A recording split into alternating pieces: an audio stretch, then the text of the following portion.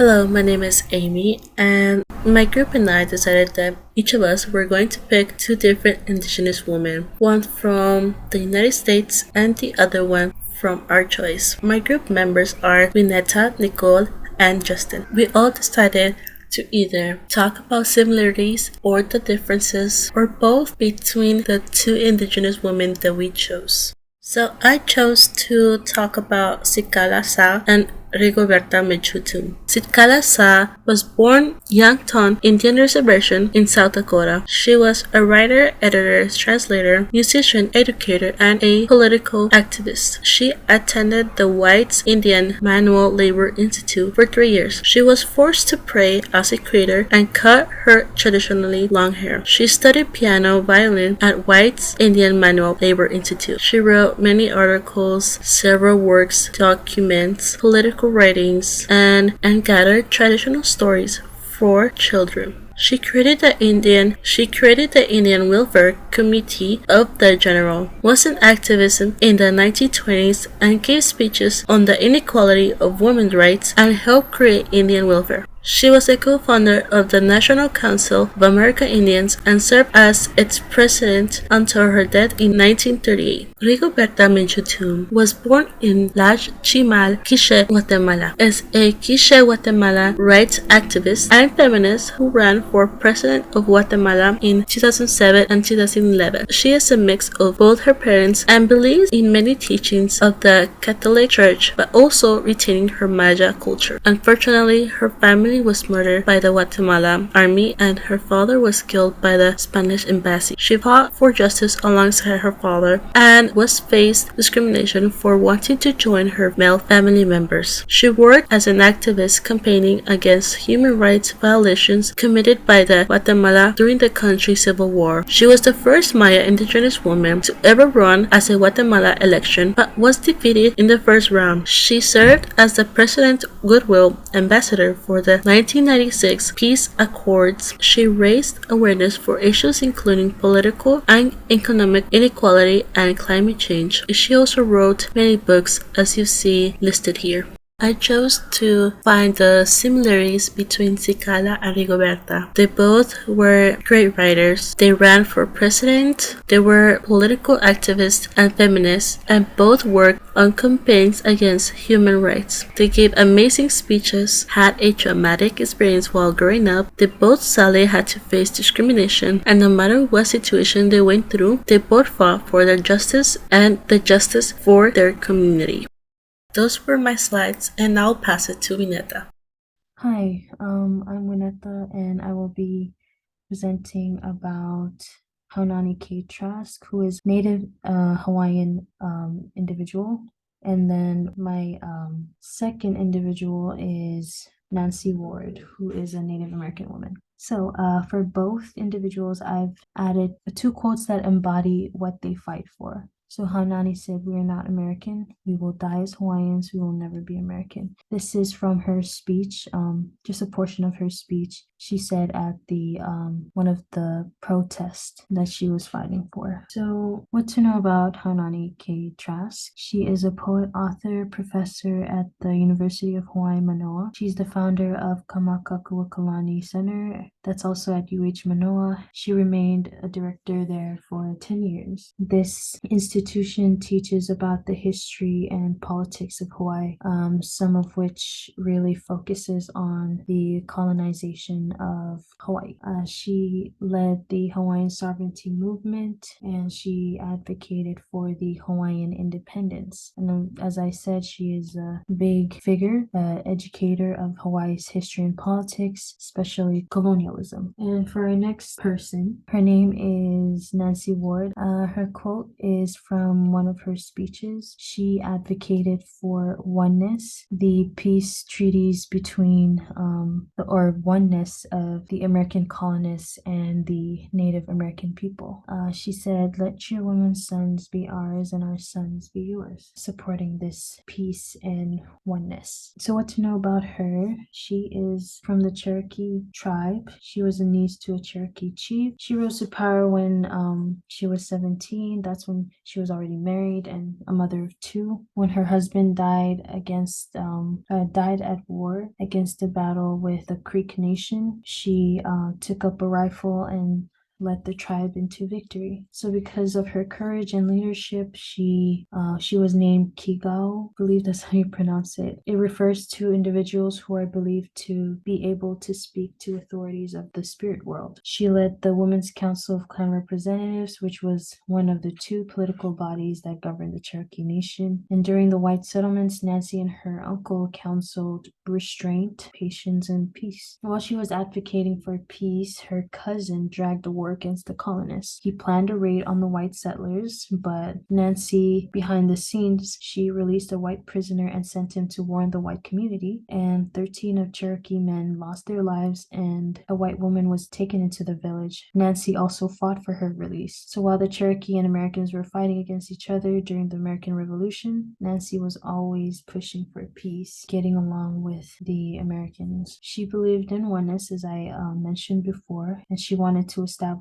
peace relations with the Americans. She believed that women of two sides would make it happen, but that didn't work well with the American side because women were not allowed to participate in the public life. So Nancy's actions during the American Revolution earned her an honored place in American history, but her reputation among the Cherokee is quite complicated. Some treat her as like a traitor for releasing the white people and telling on the cousin, I guess. She played a very critical role in moving the Cherokee Nation away from their tradition and towards a more westernized way of life. So for the similarities, I couldn't draw out a lot of similarities as I do with their differences, but here's what I found for similarities. So both women embody strength and power through their advocacy and leadership. So they were big female figures for their communities. That really shows through the value of leadership that they held. And they were both Indigenous women, born out of places that were experienced with colonial history. Both of them, of course, they supported women power. They were not just like big leaders for their communities, but also for inspiration and motivation to the rest of the female population, specifically Native Hawaiians, Native Americans. Both have not achieved what they fought for because of the complicated history with white settlement. Colonialism is not an easy topic. There's so much that we can cover through that, especially with Native Americans and Native Hawaiians. They both wanted peace, but through like different ways and different ideals. Both of them had pure intentions of building a better future for their communities. And for their differences, Nancy tried to establish a treaty with the U.S. Haunani's aim was to achieve sovereignty from the U.S. Both of their attitudes, Nancy's attitude was always about negotiations and peace treaties to establish this good relationship with European Americans, but Haunani just embodied Hawaii's anger and resentment over its painful past. She said, "We are not American, we will never be American." She aggressively asserts her right as a Native Hawaiian, as an Indigenous woman who is the sole heir of the lands in Hawaii. Haunani was strong on decolonization, while Nancy had a different approach, a belief in oneness, working together with the white colonists. Both of them were born in different eras. Nancy was born in 1738 to 1822, Haunani 1949 to 2021. Nancy is considered a traitor from the Cherokee people, as I've said in the previous slides, and Haunani is praised by the Native Hawaiians over her advocacy towards independence. So we kind of have like a complicated, I guess, title with Nancy being considered a traitor, and then there's Haunani, who is considered a hero. And that's my portion of the presentation. Thank you. Thank you, Winetta. Now I'll pass to you guys with Nicole. Sarah Eaglehart. She is an activist, storyteller, and philanthropist. She is originally from Oglala Lakota tribe in South Dakota. She had protested an appropriative homecoming ceremony at a high school. She also worked with Women's March leaders and also won the Amee Award-winning storyteller. She's also a CEO of Native Americans in Philanthropy. However, she also also is a co-founder of a foundation of Return to the Heart, which is it's called the Heart Foundation in 2021. And the foundation is mostly focused on resourcing innovative Indigenous women-led projects. And next one is the Taiwanese. It's from my country. Her name is Panai Kusui. So she's a Puyuma and Amee tribes mixed. She's also a singer-songwriter, a guitarist, and a social activist. And there's one special event in 2017, which is one of the Indigenous Kitagalan Boulevard protests. It advocates that the government can take the Aboriginal area away. And then she was one of the leaders at that time. There are some of the events like this in Taiwan that happened before, and at those events, they basically voiced the need of formal apologies to Aboriginal peoples for past abuses. So the connection between both Indigenous women from both different countries, they're both strong Indigenous women who try to advocate for the rights and well-being of their communities. Also, they both use their own talent to advocate. Like Sarah wrote a book and then she does the storytelling, and Panai wrote and sang the song for those who cannot advocate for themselves. They also use their ways to let the society know more about them. Like Sarah had launched a foundation and then went to the high school for the ceremony and storytelling, and she became a public speaker, which is very well known. While Panai, she sings and being a famous Indigenous singer in Taiwan. Thank you, Nicole. I'll pass you guys with the last member of our group, Justin.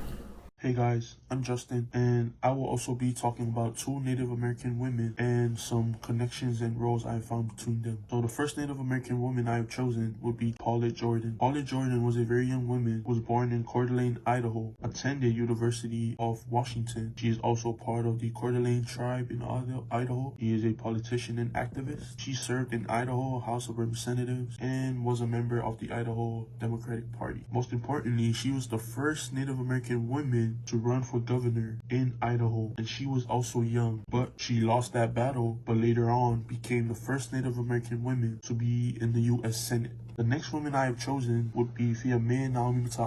I basically chose her because she was from my country, which is Samoa. She was born in Apia, Samoa. She attended the Victoria University of Wellington. As of now, she is a high chiefess and politician in Samoa. She led the Patuatua Iliatua Samoa party that won the campaign of 2021 election for Prime Minister in Samoa. And FAST is short for Patuatua Iliatua Samoa. She's the 7th Prime Minister of Samoa, and most importantly, she is the first female Prime Minister ever of Samoa. And some connections I have found between them was that they were both powerful Native women who fought for the rights of their people. They concluded major impacts on both of their people. They both were the first Native women to have high roles in their government. And lastly, both were raised in a family rooted in culture and their land, which I believe inspired them to lead and wanted to lead their people. Thank you.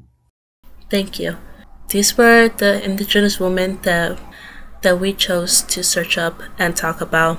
Of course, there are many Indigenous women who seek and fought for justice, peace, and rights, not for just themselves, but for the community. Thank you guys for watching this video, and I hope you have a great day or night. Thank you.